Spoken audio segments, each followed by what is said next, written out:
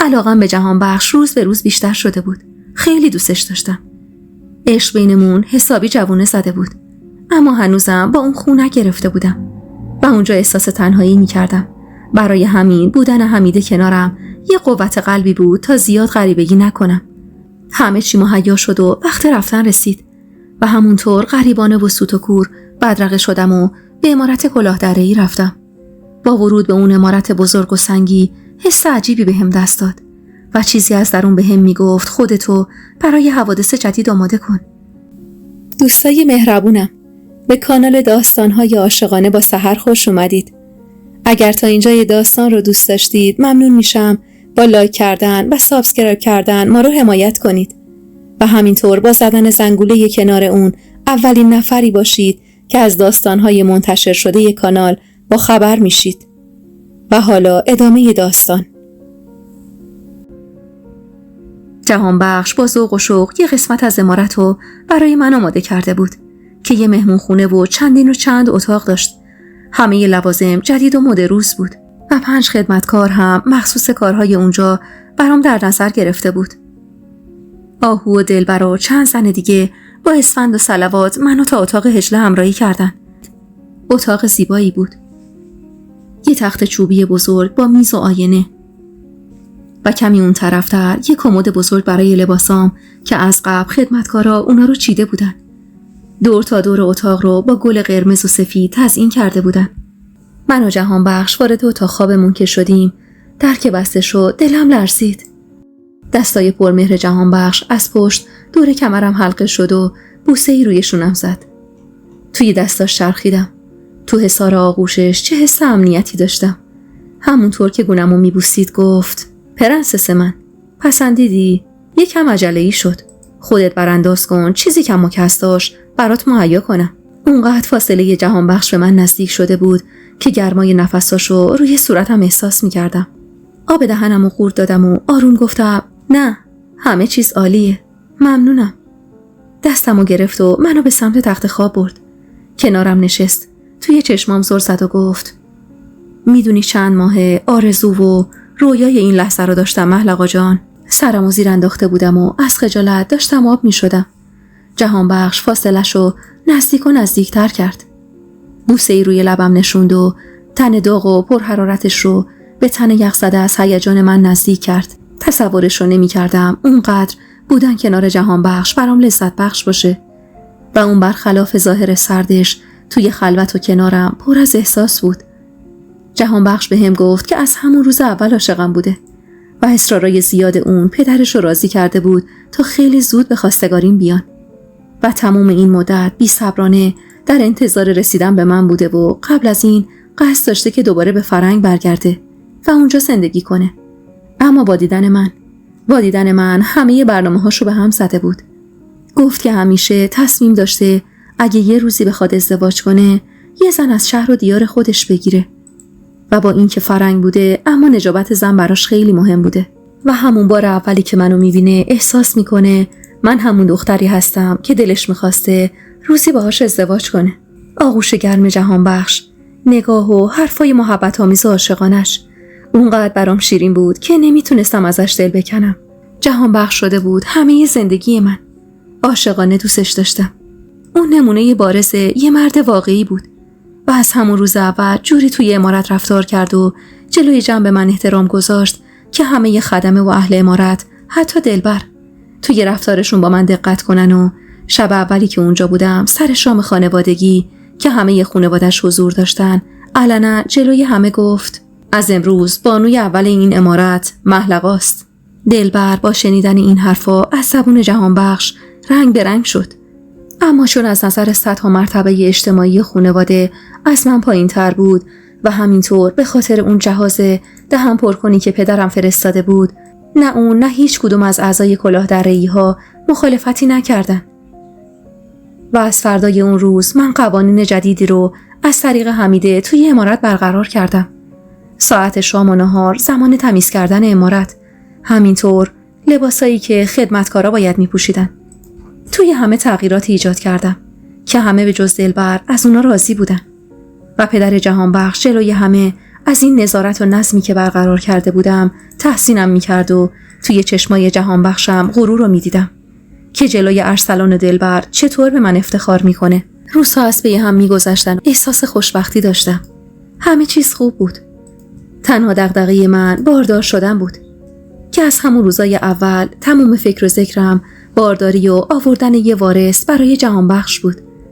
میدونستم دلبر پسری نیورده و خان کلاه دره‌ای منتظر آوردن یه پسر از جانب منه.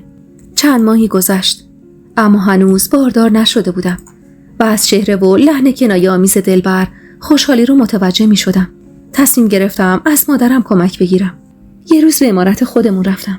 دلم گرفته بود از اینکه این باردار نشدن ادامه دار شده بود. می ترسیدم جهانبخش ازم سرد بشه. حمیده برای من و مادرم چای ریخت و قلیون مادرم رو خدمتکارش جلوش گذاشت. مادرم آهی کشید و گفت: الهی بمیرم برای بخت و اقبال دخترام. اون یکی بچه تو شکم رفت زیر خاک، این یکی هم باید از حالا قصه بچه دار نشدن بخوره. اخمام تو هم رفت و گفتم: خانم بزرگ، اومدم اینجا دلم باز شه. بدتر با این حرفاتون توی دلمو خالی میکنین، پریشون ترم میکنید. گفتم راه حلی بدید، نه اینکه آه و ناله کنید. مادرم پاکی به قلیونش زد و سرشو تکون داد و گفت: راه هست عزیزم، چرا نباشه؟ بعدم به حمیده نگاه کرد و اشاره کرد که دو خدمتکاری رو که توی اتاق بودن همراه خودش بیرون ببره. بعد از رفتن اونا مادرم به هم نزدیکتر شد. صداش آروم کرد و گفت: این صنوبر که یادته 2 سال عقد خام بود و آبستن نشده بود. طاهره از خدمتکارش شنیده بود که رفته پیش ساحر خاتون. یکم گوشامو تیز کردم و گفتم: ساحر خاتون کیه؟ مادرم گفت: یه دعانویسه که توی این آبادی و 7 آبادی این اطراف حرفش برو برگرد نداره. دعاها و نسخه هاش رو دست نداره. ببین معلقا، با حمیده میفرستمت بری پیشش، اما خیلی حواستو جمع کن. هیچ کسی نباید بفهمه. اگه بابا خانت بفهمه حسابمون با کرام الکاتبینه. خندیدم و گفتم: خب خانم بزرگ، چرا به بابا خان نگفتی صنوبر رفته پیش این ساحره که طلاقش بده؟ مادرم آهی کشید و گفت: دیر شد دخترم. اون وقت که من خبردار شدم دخترشو زاییده بود. گفتم: خانم بزرگ، من اصلا از این کارو خوشم نمیاد. اینا همه خرافاته. مادرم زد توی صورتش و گفت: خدا مرگم بده. این حرفا چیه میزنی دختر؟ یهو از ما بهترون به گوشش میرسونن. دوای دردمون فقط ساحر است. اصلا از کجا معلوم که اون دلبر افریته برات طلسم نگرفته باشه؟ یکم دو دل بودم اما کم کم نرم شدم و گفتم: رفتنش ضرری نداره. فردا صبح به بهانه خرید همراه حمیده به سمت خونه ساحره راه افتادیم. یه جایی بیرون از شهر بود. مجبور شدیم یه درشکه بگیریم تا ما رو به اونجا ببره. یه خونه معمولی و کوچیک توی روستا بود که تا رسیدیم و پرسجو کردیم اونو بهمون نشون دادن. وارد خونه شدیم. یه دختر بچه توی حیاط مشغول شستن ظرف بود. تا ما رو دید با دست به اتاقی اشاره کرد. رفتیم. مشخص بود اونجا اتاق انتظاره. یه رو اونجا بودیم که همون دختر بچه که انگاری کرولال بود با اشاره ما رو به دری که داخل همون اتاق باز میشد راهنمایی کرد. وارد اتاقی نیمه روشن شدیم. یه پیرزن روی یه گلیم کهنه نشسته بود و 4 طرفش یه چیزی مثل اسفند دود میداد. پیرزن با اشاره دست گفت بشینیم. ما هم اطاعت کردیم. بعد به من نگاهی کرد و گفت: خب خانزاده، مشکلت رو بگو. نمیدونم از کجا فهمید من خانزادم. شایدم اثر و وضع و لباسام. نمیدونم. آروم گفتم: من مدتی ازدواج کردم اما باردار نمیشم. میخوام ببینم کسی طلسم و جادویی برام نبسته. فکر میکنم دلیل نازایی من همینه. پیرزن چند تا ورد خوند و توی کاسه‌ای که جلوش بود فوت کرد و سربی داغ داخل آب انداخت و به من نگاهی انداخت که از این نگاه به خودم لرزیدم. جرأت حرف زدن نداشتم. چشمای ریزشو تنگتر کرد و گفت: نباید آبستن بشی. طلسم شدی. تو هرگز نباید آبستن بشی، وگرنه یا بچه بلای جونت میشه یا تو بلای جون اون. به تقدیرت اعتماد کن و از بچه دار شدن چشم ببند. از حرفاش تپش قلب گرفتم و ناخودآگاه اشک از چشمم جاری شد. گفتم ساحره خاتون، من باید بچه دار بشم، حتی اگه بلای جونم بشه، حتی اگه باعث مرگم بشه. باز وردی خوند. چیزی روی سنگی که مقابلش بود کشید. بعدم آتیش کوچیکی روشن کرد و یه مراسم خاصی رو برگزار کرد و گفت بانو، تو تا زمانی که همسرت مدام کنارته بچه توی رحمت شکل نمیگیره. هر زمانی که با همسرت هم بستر شدی باید از فردای اون روز به مدت 21 روز از اون دور باشی. اون وقتی که بچه توی رحمت شکل میگیره. عرق سردی روی پیشونیم نشست. من باید چی کار میکردم؟ چطوری این همه وقت از جهان بخش دور میموندم؟ من یه روزم بدون اون طاقت نمی آوردم. اونم همینطور بود. با استیصال گفتم اما این محاله. این که من این همه وقت از شوهرم دور بمونم. ما کمتر از 1 ساله که ازدواج کردیم. این غیر ممکنه. که گفت تو بگو با همه این حرفایی که زدم بازم میخوای بچه دار بشی؟ سرمو به عنوان تایید تکون دادم.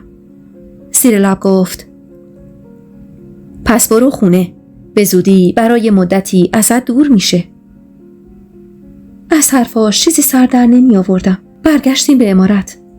جهان بخش توی اتاق منتظرم بود. با دیدنم سمتم اومد.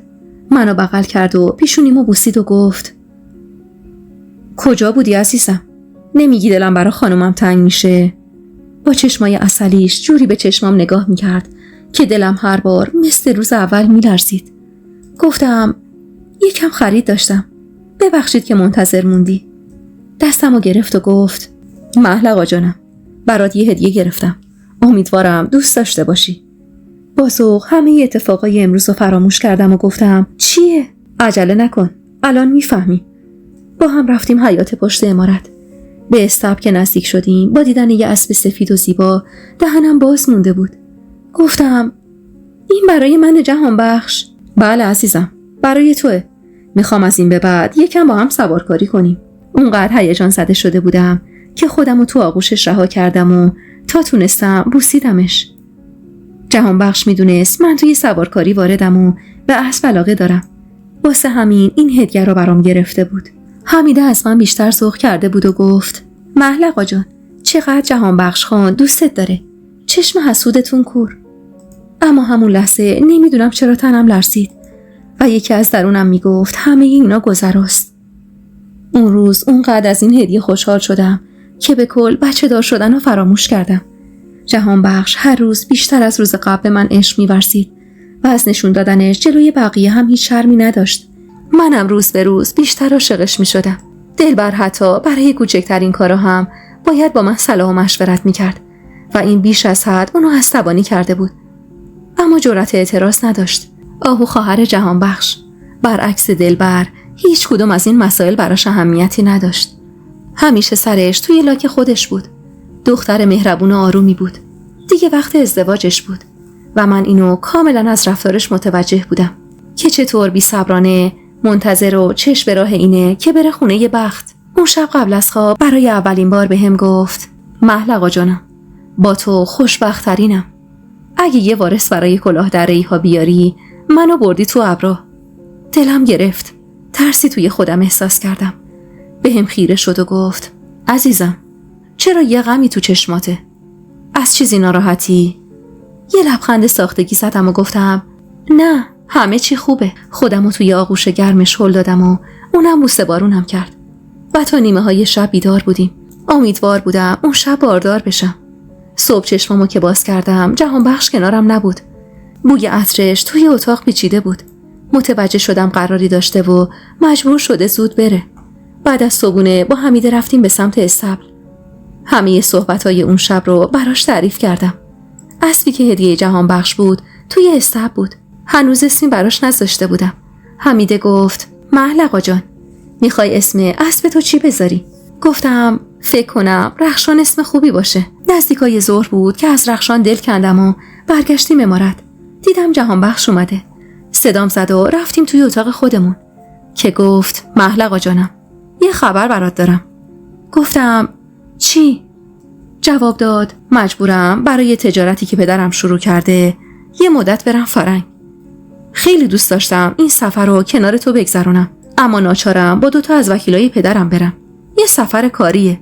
متاسفانه نمیتونم تو رو ببرم. تو که ناراحت نمیشی چند روزی بدون من بمونی؟ قول میدم سفر بعدی حتما همراهم ببرمت. باورم نمیشد. حرفای ساحره داشت به حقیقت تبدیل میشد. گفتم چند روز؟ گفت سعی میکنم بیشتر از 10 روز نشه. گفتم عزیزم نگران من نباش. با خیال راحت به کارات برس. من اینجا تنها نیستم. دوری از تو برام خیلی سخته. اما خب وقتی میگی واجبه پس دیگه حتما باید بری و منم درکت میکنم. بوسه‌ای به پیشونیم زد و گفت پس لطفاً چمدون سفرم رو آماده کن. خودم شخصاً هر چیزی که نیاز بود رو براش آماده کردم و با آب و قرآن اونو راهی کردم. بی خبر از این که قرار توی نبودش چه اتفاقایی رخ بده. شب اولی بود که جهانبخش کنارم نبود. احساس تنهایی میکردم. دلم براش خیلی تنگ شده بود. خوابم نمی برد. میدونستم که اون شب حشمت خان و ارسلانم برای سرکشی به اراضی بیرون از شهر رفته بودن و جز من و دلبر و آهو و بقیه خدمتکارا کسی اونجا نبود. اشتهایی برای خوردن شام نداشتم. توی اتاقم موندم و حمیده هم یه بشقاب میوه برام آورد. میوه ها رو پوست گرفت و کنارم گذاشت. گفتم حمیده به نظرت حرف ساحره درست از آب در میاد و من باردار میشم؟ حمیده یه قاش سیب دستم داد و گفت انشاءالله محلقا جان حتما همین طور میشه. گفتم اون وقت دیگه هیچی از خدا نمیخوام. شب رو با 1000 فکر و خیال و دلتنگی برای جهانبخش خوابیدم. توی خواب احساس خفگی میکردم. حس میکردم دستای سنگین و قوی یه نفر گلومو فشار میده و نمیتونستم نفس بکشم. توان هیچ حرکتی رو نداشتم. انگار 2 وزنه سنگین روی پلکام گذاشته شده بود و نمیتونستم چشمامو باز کنم. با تکون دادن دست و پام بشقاب میوه‌ای کنار تختم روی زمین افتاد. صدایی توی اون تاریکی بلند شد و چند لحظه زمان برد تا بالاخره تونستم نفس بکشم و به سرفه افتادم. چند نفس عمیق کشیدم و شروع به جیغ کشیدن کردم. حمیده سری خودش رو رسوند به اتاق من و چراغ رو روشن کرد و گفت چی شده محلقا جان؟ گفتم یه نفر میخواست خفم کنه و شروع کردم به گریه. بدنم میلرزید و قلبم داشت از جاش در میومد. حمیده یه لیوان آب دستم داد و گفت خانم جانم کابوس دیدید؟ من اتاق کناری خواب بودم، صدایی نشنیدم. گفتم نه حمیده بیدار بودم. یه نفر توی تاریکی دستشو دور گردنم حلقه کرده بود. حمیده منو روی تخت خوابوند و گفت بخواب عزیزم. حق داری. شب اولیه که جهانبخش خان کنارت نیست و وهم گرفتی. آخه با این همه غلام و کنیز و نگهبان کی جرأت داره بیاد توی اتاق شما؟ دیگه حرفی نزدم. شایدم حق با حمیده بود. نزدیک سحر بود که خوابم گرفت. صبح که از خواب بیدار شدم از کابوسی که دیده بودم باز ترسیدم. نمیدونم چرا تصور کرده بودم کسی داشت واقعا منو خفه میکرد. آماده شدم و برای صبونه پایین رفتم. دلبر سر صبونه حاضر نبود. آهو گفت دخترش تب کرده و تا صبح بالای سرش بیدار بوده و الان تازه گرفته خوابیده. مشغول خوردن صبونه بودم که آهو گفت محلقا گردنت چی شده؟ دستمو به گردنم کشیدم و گفتم چطور آهو؟ گفت کبود شده. همون لحظه با حرفش شوکه شدم و مطمئن شدم دیشب کابوس ندیده بودم. سری به اتاقم برگشتم. توی آینه خودمو دیدم. وحشت کردم. حمیده رو صدا زدم. اونم شوکه شد و حرفی نداشت بزنه. نمیدونستم باید چی کار کنم. نمیخواستم حالا که جهانبخش نبود حرف و حدیث و ماجرایی پیش بیاد. ولی باید میفهمیدم اون کیه که قصد جونمو داره. این جریان به همین ختم نشد. شبا خیلی احتیاط میکردم و در اتاق قفل میکردم تا باز اتفاق چند شب قبل تکرار نشه و با حمیده همه حواسمون به آدمای امارت بود تا متوجه بشیم کار کدوم یکی از اونا میتونه باشه. اون روز دلم حسابی گرفته بود. تنها توی اتاقم نشسته بودم که حمیده با یه لیوان شربت توی دستش اومد تو و گفت بفرمایید خانم جان، میل کنید گلوتون تازه بشه. گفتم میلم به خوردن چیزی نیست، بیا بریم یه سر به رخشان بزنیم. و همراه اون به پشت عمارت رفتیم. توی استبل رخشان رو صدا زدم، اما با دیدن صحنه‌ای که جلوم بود جیغ کشیدم و حمیده رو صدا زدم. باورم نمیشد. اون اسب بیچاره روی زمین بیرمق افتاده بود. رفتم کنارش، تکونش دادم، اما سرد و بیجون بود. اون زبون بسته تلف شده بود. توی گریه هام رو به حمیده گفتم: حمیده، نگهبانا رو خبر کن، ببینم کی این اسب جون داده و کسی متوجه نشده. گفت: محلقا بانو، من ظهر اومدم، حالش خوب بود. الان وقت شام اوناست، حتما برای همین این اطراف نیستن. با عصبانیت گفتم: چرا از روزی که جهانبخش از این عمارت رفته اونقدر اتفاقای بد برام میفته؟ با سر و صداهای من چند تا از خدمتکارا خودشونو سریع به اسب رسوندن و بعد از تکون دادن و دقت کردن به رخشان رو به من کردن و گفتن: خانم جان، تموم کرده، اما از حالت مرگش مشخصه چیزی خورده که به این روز افتاده. با شنیدن این حرف شوکه شده بودم. همه خدمتکارا رو خواستم تا با سوال و جواب کردنشون متوجه بشم کار کی بوده، اما همه جوری از ترس می‌لرزیدن که فهمیدم بیش از حد خشن رفتار کردم. همه رو سر پستای جدید گذاشتم. دلم می‌خواست چند نفر امین از عمارت باباخان بیارم، اما خب صلاح نبود و میدونستم حرف و حدیث بلند میشه. تا برگشت جهانبخش باید صبر می‌کردم. به اتاقم برگشتم. سرم از شدت درد داشت میترکید. حمیده با یه لیوان گلگاف زبون اومد توی اتاق. گفتم: حمیده، به نظرت این آدم کیه؟ حمیده سری تکون داد و گفت: چی بگم خانم جان؟ منم مثل شما نمیدونم کیه. کلافه بودم. درسته به دلبر شک داشتم، اما بعید بود که اون زن اونقدر شهامت داشته باشه. با این حال سری به اتاقش رفتم و بدون در زدن وارد شدم. با دیدن حسین توی اتاق شوکه شدم و بدون اینکه حرفی بزنم به اون خیره شدم. دلبر با تعجب نگاهم کرد و گفت: محلقا بانو، اتفاقی افتاده که اینجوری بدون اطلاع و سراسیمه وارد اتاق من شدین؟ بدون اینکه جوابشو بدم رو به حسین گفتم: اینجا چه کار میکنی؟ حسین خیلی خونسر جواب داد: عرض ادب بانو، من کارمو انجام میدم، مگه ایرادی داره؟ بعد به سمت تخت خواب دختر دلبر خم شد و شروع به معاینه اون بچه مریض کرد. تازه یادم اومد که حسین برای چی به عمارت کلاهدره‌ای اومده. با عذرخواهی رو به دلبر گفتم: چیز خاصی نیست، بعد با هم صحبت میکنیم. گیج شده بودم. چرا با دیدن حسین اونقدر تعجب کردم؟ خب اون یه طبیب بود، کارش مداوای بیمارا بود و از اونجایی که دستیار بهترین پزشک شهر بود، چیز عجیبی نبود که خانواده‌های اشراف و سطح بالا اونو برای معاینه یا مداوا احضار کنن. اما توی دلم یه چیزی میگفت نکنه حسین با دلبر هم دست شده باشه و بخوام بلایی سرم بیارن. نه، امکان نداشت حسین یه همچین کاری انجام بده. من از بچگی اونو میشناختم و بعید میدونستم همچین نقشه‌های پلیدی توی سرش باشه. شب که شد به اتاق آهو رفتم و با خوردن چای به همراهش خواستم سر صحبت رو باز کنم و گفتم: آهو جان، دختر ارسلان خان حالش بهتره؟ آهو لبخندی زد و گفت: خدا رو شکر، امروز طبیب اونو معاینه و مداوا کرده، تبش قطع شده. فرصت خوبی بود تا سوال بعدی رو بپرسم. گفتم: بله، حسین دستیار طبیب مظفر رو توی عمارت دیدم. آهو جواب داد: مگه خبر نداری؟ چند ماهی میشه که مظفر دیگه سنش بالا رفته و خیلی کار نمیکنه و طبیب دربار شده و اونجا میمونه. از اینجا رفته، همه چی رو از مطب و تمام بیماراشو دست حسین سپرده، چون از همه بیشتر به اون اعتماد داشته. حسین دیگه دستیارش نیست، یه جورایی جانشین اونه. دفعه پیشم که حشمت بابا حالشون بد شد، حسین اومد برای مداوا. متوجه نشدی؟ یکم فکر کردم و گفتم: نه، من اون شب خونه یه پدرم مهمان بودم. باورم نمیشد توی این یه سال حسین اونقدر ترقی کرده باشه و جایگاهش از یه دستیار به طبیب اول شهر تغییر کرده باشه. با اینکه توی اون شهر پزشکای با تجربه زیادی بود، اما اونقدر سرشناس شده بود. به اتاقم برگشتم. حمیده منتظرم بود. قضیه حسین رو براش تعریف کردم. اونم تعجب کرد، اما گفت: محلقا جان، این که حسین آینده درخشانی داره رو همه عمارت پدری شما میدونستن، پس خیلی عجیب نیست. با شنیدن این حرفا دیگه این بحثو ادامه ندادم. دلم بیشتر از قبل برای جهانبخش تنگ شده بود. شبا از حمیده خواسته بودم که توی اتاق من بخوابه. یه هفته ای از رفتنش گذشته بود. از اضطراب و اتفاقای این اواخر حال خوشی نداشتم.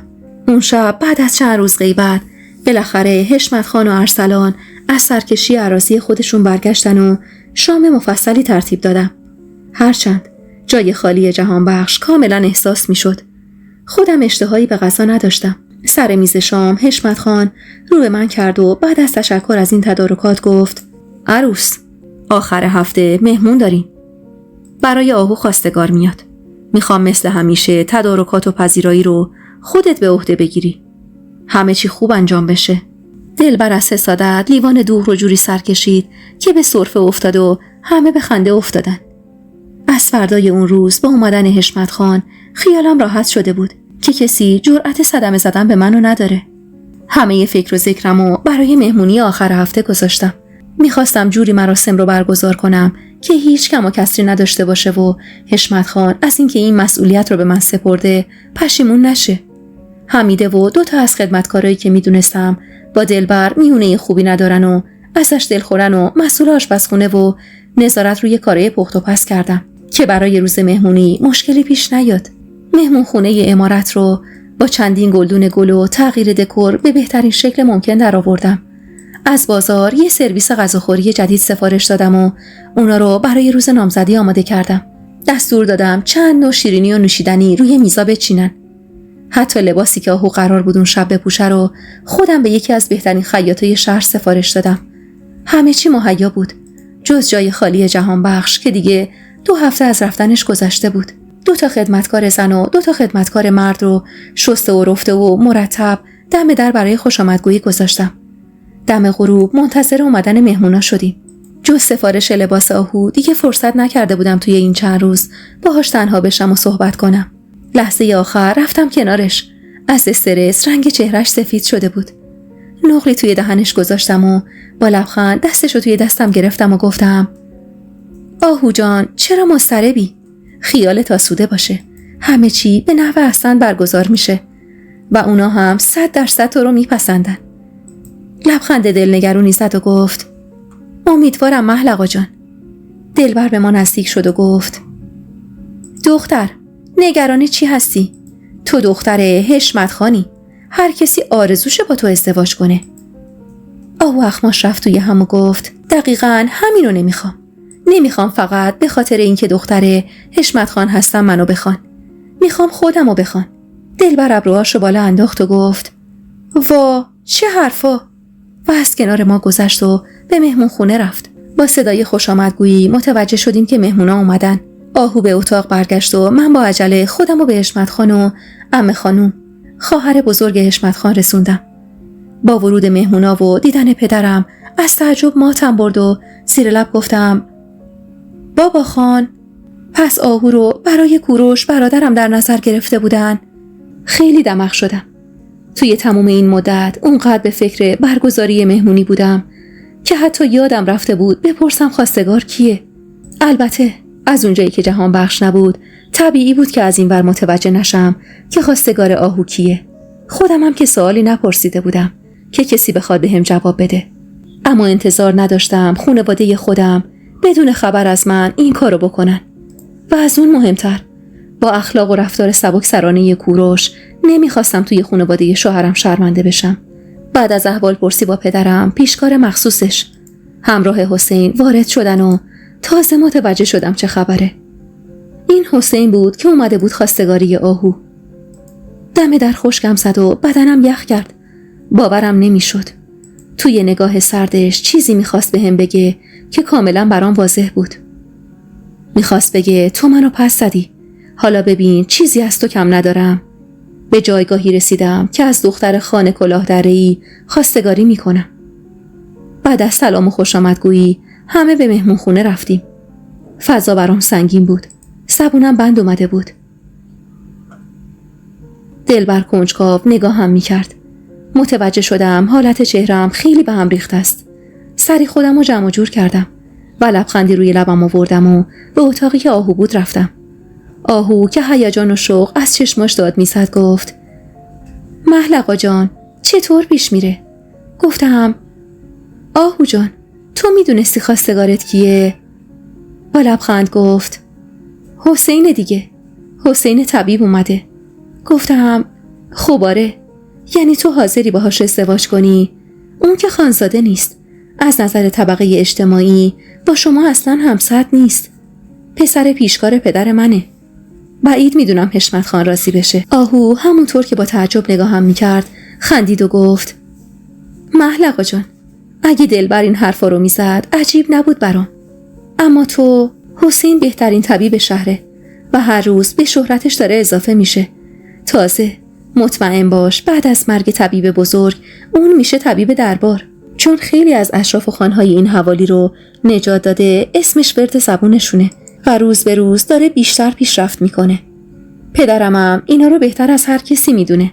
اگه راضی نبود اصلا نمیذاش باشو به عنوان خواستگار به امارت بذاره. دیگه حرفی نزدم. من دیگه هیچ علاقه‌ای به حسین نداشتم، اما از اینکه اون بشه داماد حشمت خان و مدام مجبور باشم ببینمش اصلا خوشم نمی اومد. مراسم خواستگاری خیلی خوب برگزار شد و همون شب قرار نامزدی رو گذاشتن. همه از این وسط راضی بودن، اما من نگران و عصبی. فکر نمی کردم حشمت خان راضی بشه. وقت رفتن، نگاه پیروزمندانه و پر از پوزخند موقع خداحافظی حسین حالمو خراب کرده بود. بعد از رفتنشون خان رو به من گفت خب عروس، بگو چای تازه بیارم به مناسبت این اتفاق خوشایند با شیرینی میل کنیم. گفتم خان، یعنی شما میخواید آهو رو به یه رعیت‌زاده بدین؟ خان یه لحظه جا خورد و بعد جواب داد اون خونه‌زاد پدرته. در ضمن رعیت‌زاده معمولی نیست. پدر و پدر بزرگش پیشکار پدرت بودن. از اون مهمتر خودشم آدم قابل و محترم و اسم و رسمداریه که سگ شرف داره به خیلی از خانزاده های عیاش و بیکار که تنها هنرشون خوشگذرونی با خدمتکاراشونه. با این حرف ماتم برد و شرمنده و دلخور شدم. احساس کردم منظورش کوروشه و داره به من کنایه میزنه. دیگه حرفی نزدم. خودمو برای نامزدی آماده میکردم، اما عجیب دلشوره داشتم. دست و دلم برای انجام هیچ کاری نمیرفت. اما برای اینکه خان از من خواسته بود و نمیخواستم آهو هم از دستم دلخور بشه، پا به پای اونا همه کارای نامزدی رو انجام دادم. چیزی به اومدن جهانبخش نمونده بود. دلم برای دیدنش پر میزد. سفری که قرار بود 10 روز طول بکشه نزدیک به 1 ماه شده بود. جهانبخش 1 روز قبل از نامزدی آهو و حسین میرسید. برای نامزدی یه پیراهن مخمل سرخابی دوختم. بعد از ازدواجم این اولین مهمانی رسمی بود که همه فامیل کلاه دره‌ای حضور داشتن و میخواستم به عنوان تازه عروسشون بدرخشم. روزی که قرار بود برای آهو طلا بخرن، حسین و مادرش دنبالش اومدن. هر چقدر اصرار کردم که جای من با دلبر بره، اما قبول نکرد. با اینکه معذب بودم اما راضی شدم. دم در عمارت حسین سوار یه اتومبیل همراه مادرش منتظرمون ایستاده بود. اصلا باورم نمیشد که توی این 1-2 سال اونقدر ترقی کرده باشه که تونسته باشه اتومبیل بخره. ما رو به معروفترین زرگری شهر برد و در کمال ناباوری حسین سرویس جواهری رو که از قبل سفارش داده بود از زرگر درخواست کرد و با دیدن اون سرویس جواهر دهن هممون باز مونده بود. یه سرویس فوق‌العاده سنگین و شیک که پر از نگینای فیروزه بود. و رو به آهو گفت همیشه میخواستم یه همچین سرویسی برای عشق زندگیم بگیرم. از این حرف دلم لرزید و رنگ از رخم پرید. نگاه حسین رو لحظه‌ای روی خودم احساس کردم، اما به روی خودم نیاوردم.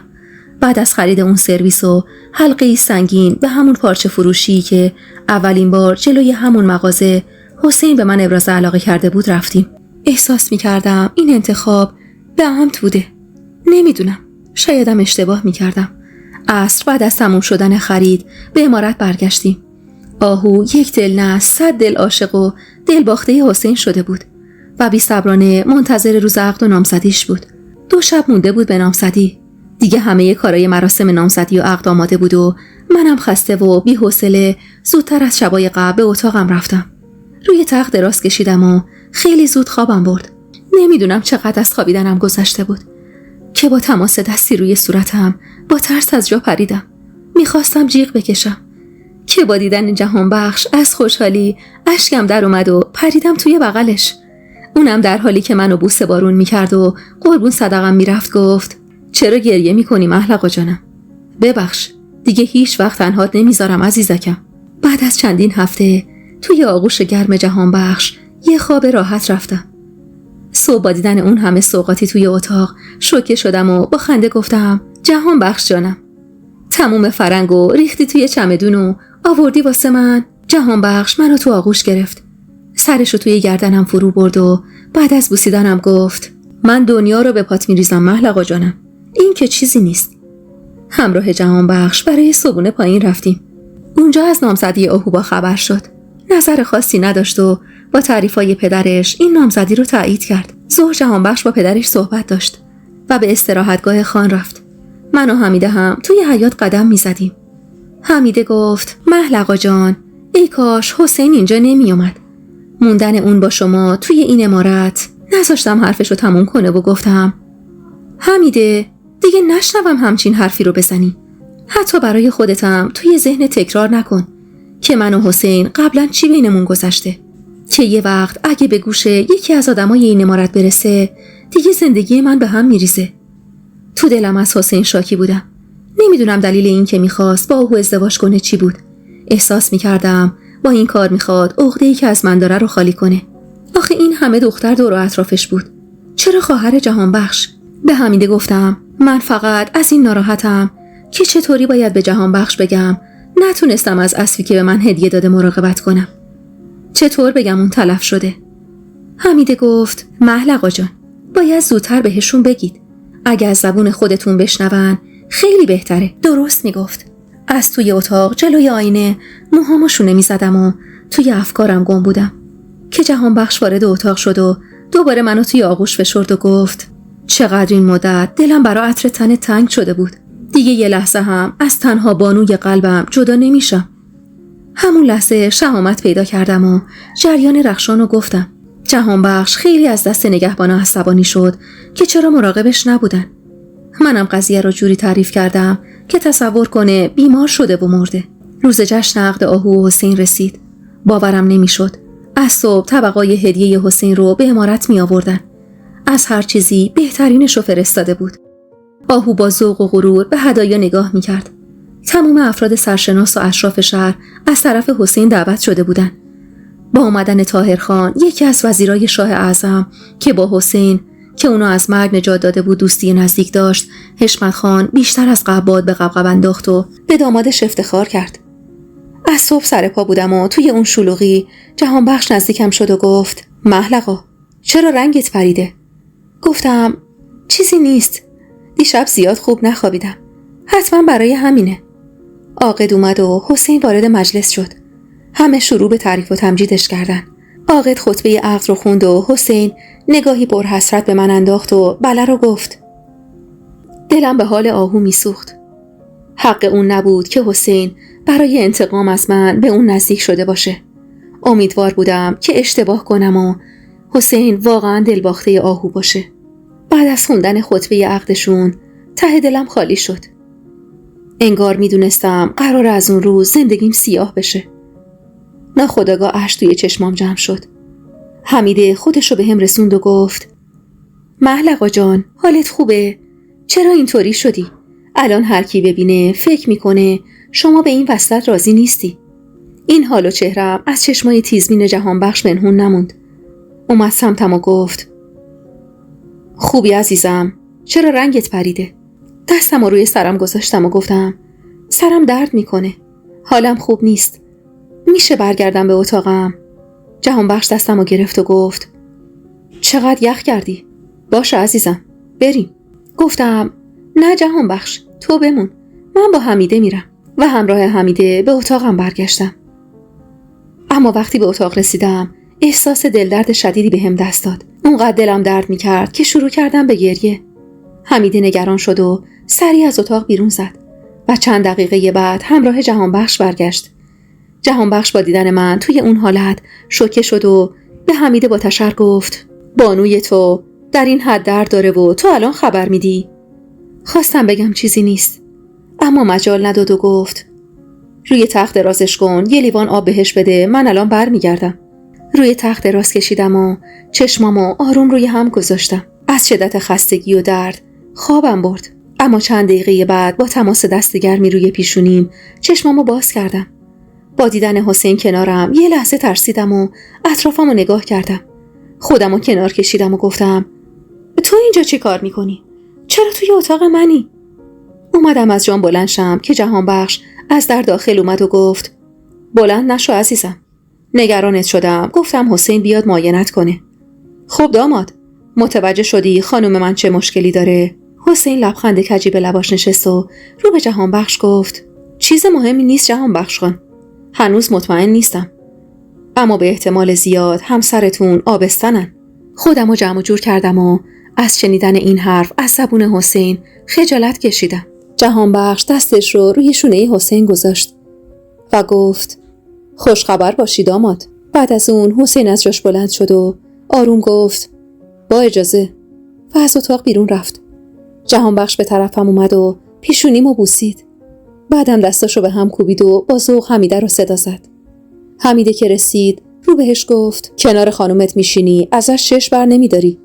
من مجبورم به مجلس برگردم. عزیزم نگران نباش، زود برمیگردم پیشت. فردا باید بریم یه دکتر برای چکاپ و مطمئن شدن از این قضیه. سر تکون دادم و گفتم باشه عزیزم، تو برو. اون شب تموم شد و فردا صبح به همراه جهانبخش و حمیده پیش دکتر رفتیم و اونم بعد از علایم و معاینه همون تشخیص داد و اینجوری بود که من به آرزویی که کاش هیچ وقت برآورده نمیشد رسیدم. دوران بارداریم شروع شده بود و جهانبخش مثل پروانه دورم میچرخید.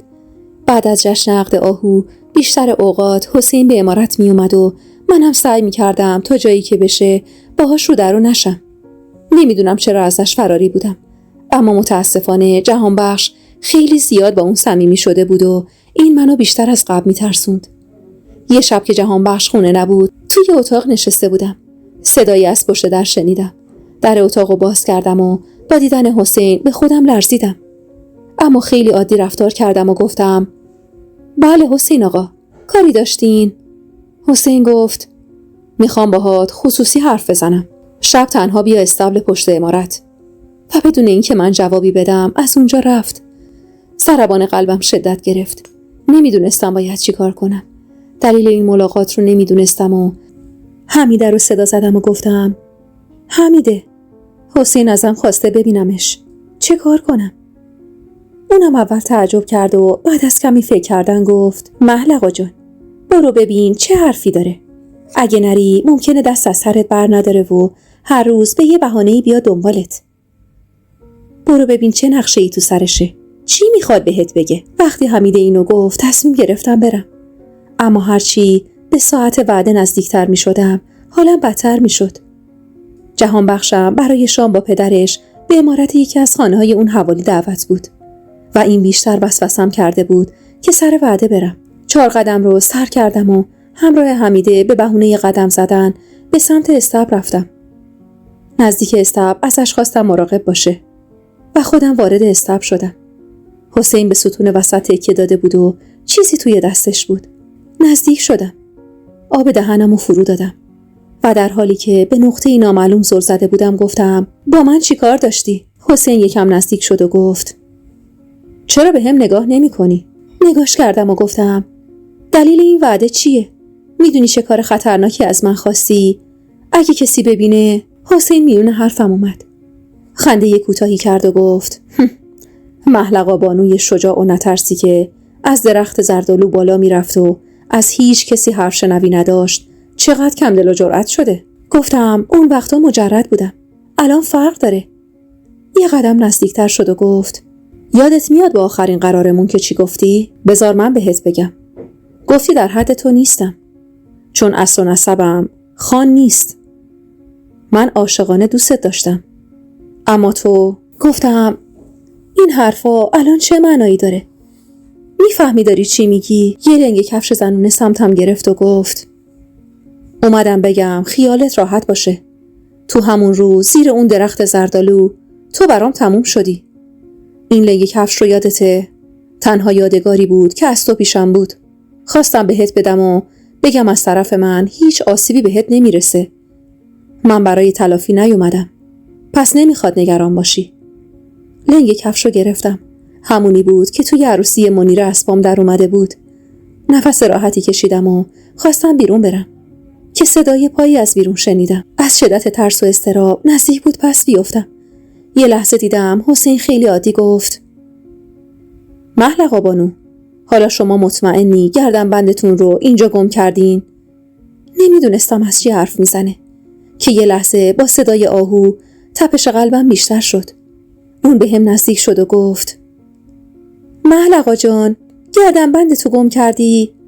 سری لنگ کفشو زیر 4 قدم قایم کردم و با منی گفتم: آره آهو جان، عصری یه سر اومدم این سمتی، گفتم به اسب جهانبخش سر بزنم. برگشتنی دیدم گردنبندم نبود.